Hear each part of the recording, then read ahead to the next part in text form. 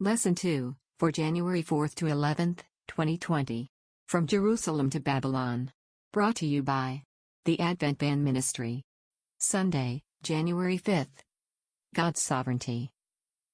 At first glance, the book of Daniel begins with a somber note of defeat. Judah has capitulated to Nebuchadnezzar, and the temple vessels have been taken from Jerusalem to the land of Shinar. The word Shinar appears in the Bible in Genesis 11:2 as the location of the Tower of Babel. And we read in Genesis 11:2, "And it came to pass, as they journeyed from the east, that they found a plain in the land of Shinar, and they dwelt there." Shinar is an ominous sign, as it alludes to a project rooted in open defiance of God.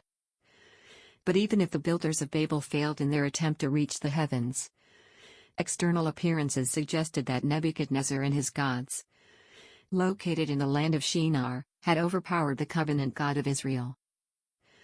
Still, the opening lines of Daniel make it clear that the defeat of Jerusalem is not credited to the superior power of the Babylonian king. Rather, it has occurred because the Lord gave Jehoiakim king of Judah into his, Nebuchadnezzar's, hand, Daniel 1:2. Much earlier, God announces that should his people forget him and break the covenant, he would send them as captives to a foreign land. So, Daniel knows that behind and beyond the military power of Babylon, the God of heaven is leading the march of history. It is this clear view of God's sovereignty that sustains these young men and gives them strength and courage to face the temptation and pressure of the Babylonian Empire. Question. Read 2 Kings 21:10-16, 2 Kings 24:18-20, and Jeremiah 3:13. Why does God give Judah and Jerusalem into the hands of the Babylonians? 2 Kings 21:10-16. And the Lord spake by his servants the prophets, saying, Because Manasseh king of Judah hath done these abominations, and hath done wickedly above all that the Amorites did, which were before him, and hath made Judah also to sin with his idols. Therefore thus saith the Lord God of Israel, Behold, I am bringing such evil upon Jerusalem and Judah, that whosoever heareth of it, both his ears shall tingle. And I will stretch over Jerusalem the line of Samaria, and the plummet of the house of Ahab, and I will wipe Jerusalem as a man wipeth a dish, wiping it, and turning it upside down.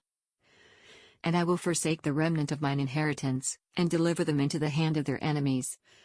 And they shall become a prey and a spoil to all their enemies, because they have done that which was evil in my sight, and have provoked me to anger, since the day their fathers came forth out of Egypt, even unto this day. Moreover, Manasseh shed innocent blood very much, till he had filled Jerusalem from one end to another, beside his sin wherewith he made Judah to sin, in doing that which was evil in the sight of the Lord. 2 Kings 24:18-20. Zedekiah was 21 years old when he began to reign, and he reigned 11 years in Jerusalem. And his mother's name was Hamutal, the daughter of Jeremiah of Libnah. And he did that which was evil in the sight of the Lord, according to all that Jehoiakim had done. For through the anger of the Lord it came to pass in Jerusalem and Judah, until he had cast them out from his presence, that Zedekiah rebelled against the king of Babylon. And Jeremiah 3:13. Only acknowledge thine iniquity, that thou hast transgressed against the Lord thy God, and hast scattered thy ways to the strangers under every green tree, and ye have not obeyed my voice, saith the Lord. As we face the challenges of the 21st century, we need to recapture the perception of God that is so vividly reflected in the book of Daniel.